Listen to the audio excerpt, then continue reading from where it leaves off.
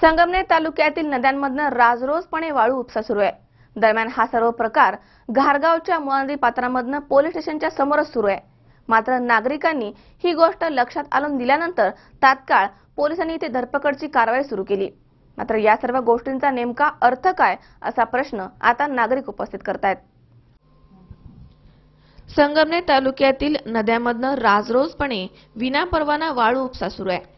नागरिकांनी आणि माध्यमांनी वारंवार पाठपुरावा करूनही हा अवैध धंदा थांबण्याचं नावच घेत नाहीये। याला महसूल आणि पोलिसांचा वरद हस्त असल्याचं बोललं जात आहे। त्याचा सबळ पुरावा म्हणजे घारगावच्या मुळा नदीमधनं पोलीस स्टेशनच्या समोरच भर दिवसा दुपारी अवैध वाळू उपसा सुरू होता। पोलीस अधिकारी ते राजरोसपणे बघत होते, पण कारवाईचं नाव मात्र कोणीही घ्यायला तयार नव्हतं। मात्र नागरिकांनी ही बाब लक्षात आणून देताच पोलिसांनी धरपकड मोहीम सुरू केली। याचा अर्थ नेमका काय समजायचा? वाळूचरांवर कडक कारवाई करण्याच्या प्रशासनाच्या सूचना असूनही काही अधिकारी स्वतःचे हात ओले करून प्रशासनाचे आणि पर्यावरणाचे मोठे नुकसान करतायत।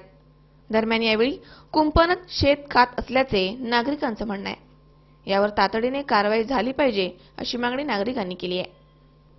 वृत्तसंकलन विभाग, सी 24 तास, संगमनेर।